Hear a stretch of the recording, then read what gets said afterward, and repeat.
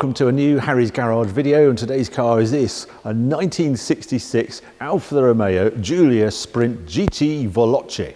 One of the longest names probably Alfa ever did, but a real iconic car with the step nose design on the front, that look that we all love of the Alfa 105 range, and the same look that the GTA got, the racing version with the twin spark heads and that sort of thing. This, as I say, this is a 1966 example, and it appeared at that year's Geneva Motor Show, and it was a big hit. The Veloce meant it had the 1600 engine. They'd done some tweaks to the engine. They'd upgraded the sort of bearings, main bearings on it, and obviously given it more power, being a 1600. And it produced, well, there was various horsepowers quoted. They used to quote in those days something called an SAE rating, which was 125 horsepower. And to get that, they took all the dynamo off and various things, ancillaries off the engine, and did magic stuff. Its real rating, DIN rating, is about 110 horsepower, but it still meant this is a 115 mile an hour car and around 9-10 seconds to 60. And in its day, it was an expensive car. I've checked an old motor I've got.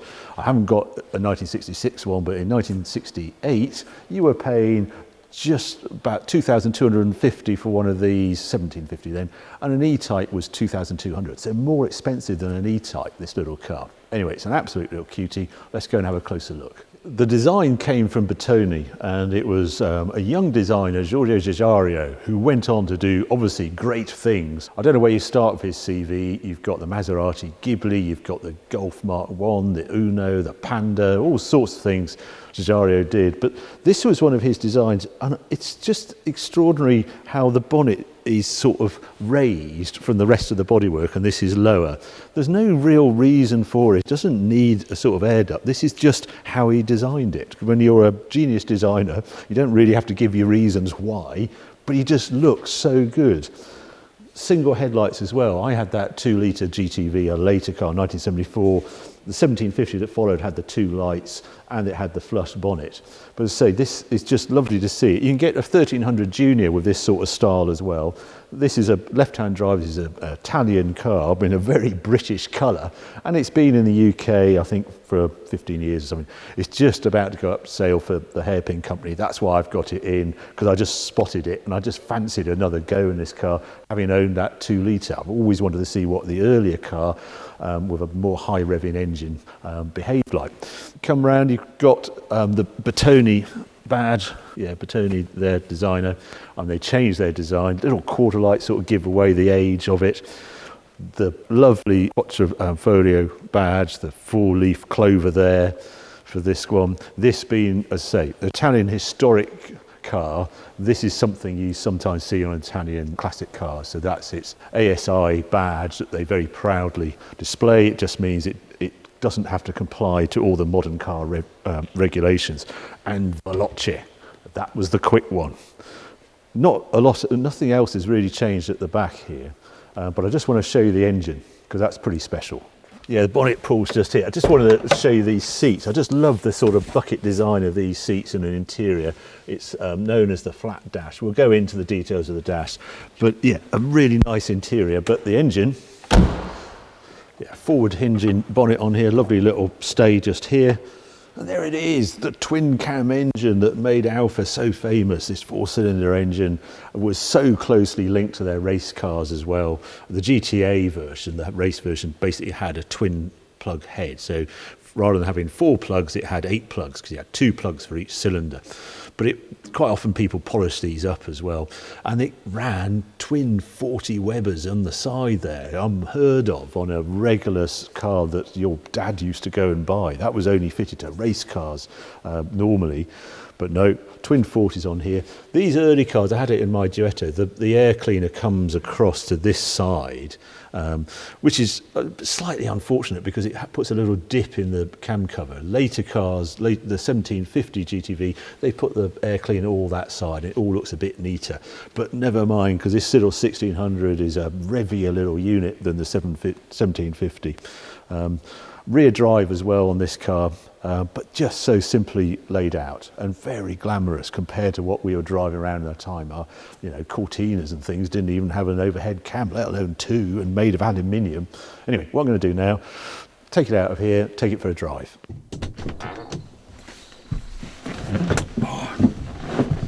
Oh, it's just great to step into something that's just so simple when you look at it. There's a gear lever, there's a key to start it, there's a steering wheel, four dials, doubled up, but just so simple. A handbrake, carpet, nicely trimmed really. I like the colour in here. I often see how this was, and this is known as the flat dash version. They moved to a different sort of style. That's good. Oh, no inertia belt on this, so yeah, all quite tight. I might just start it actually. Yeah, that's the first thing you remember. On the, they have a hand throttle on a choke, so I can just warm the engine up. There, I don't know if you can hear that. I don't need a choke to start it, but I can just set the tick over wherever, just over 2,000 RPM, just to sort of get some heat into it. But yeah, super simple in here. Wind up windows.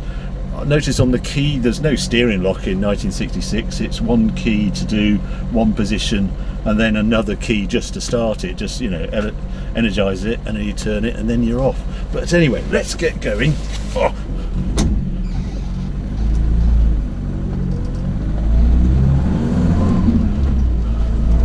And there we go. Yeah, I'm up into third and I'm only doing 30 kilometers an hour. Yeah, low geared is worth find out, but that actually is a good thing. What a nice evening for it as well.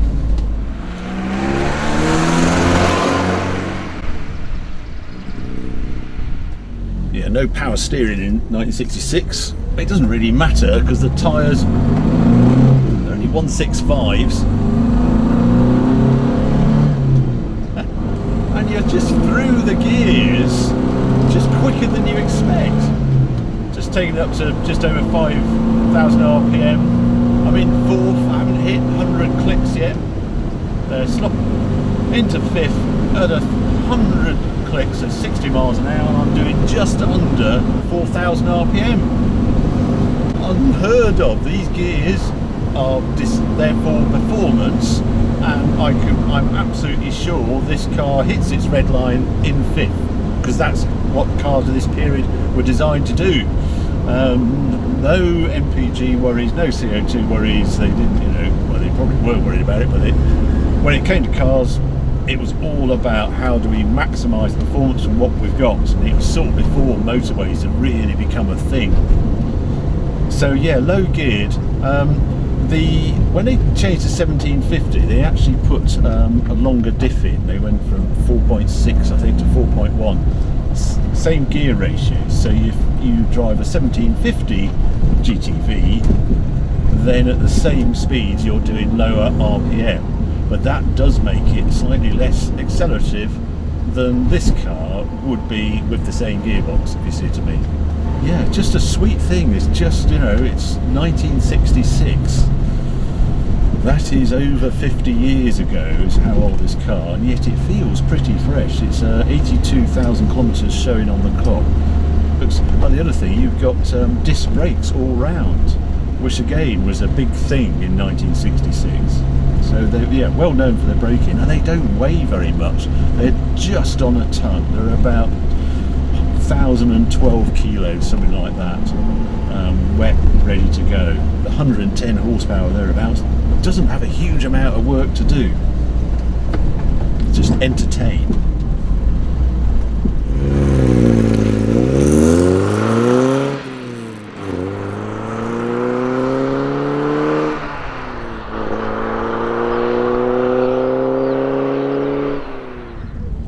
Brakes, they're servoed, they've just got good power. Right, away from here, through the gear. Whoa. 60 clicks, 80, just hit 60 in third, and we're away, and it all feels really fast, but it isn't really fast. Yeah, 165, not even 70 series tyres on this, 165, 14, and they provide good ride in themselves, and then you've got the slightly softer suspension and plenty of wheel travel. Oh my goodness, this is a step back in time. It's weird because bumpy roads just don't exist on cars of this vintage. Even though this is reportedly a sporty car, it still had to ride. If you've ever witnessed Italian rural roads, you'll know that you can't have a super stiff riding car with low suspension. There's a lovely little rasp. It's about just over 3,000 RPM, probably just a peak torque that this car makes. Oh, it's an Alfa 4C. Probably very achieved to see this. Always a bit of wind noise with the 105 series, no different here. Just love this. Looks like there's never been a radio fitted to this car in all its time. I like the gauges as well, so I've got oil pressure and fuel on this side, but here I've got water temperature and I've got oil temperature. That was something you did in these days. They don't have an oil cooler on these twin cams. They actually extended the sump, and it's a beautifully thinned device. It sits below the engine, it's just in the airflow, and that's how they used to cool these sort of cars. Now I've actually got pedal hitting the floor around there. And up the other side. Oh, here we go. Sweetest they come round there. I'm unworking the grip, but I'm reading the grip in the car. It's not high limits, and it sort of goes up onto tippy toes as you get close. But it's just a joy. It's a different sort of motoring completely to what you might be used to in a modern performance car, and the speeds are so much lower. The weirdness is it still feels quite quick because you're rowing it through the gears. So using all the gears, and off we go, 6,000, 6.5, fourth, and I'm still only doing 60. Oh, that is the joy of it all. Brakes are strong. Really strong actually. Through here, it just doesn't have the bite that modern cars have. It's a completely different experience. You sort of flow through the bends in a different style completely. Won't be for everyone, but I have to say I really enjoy it.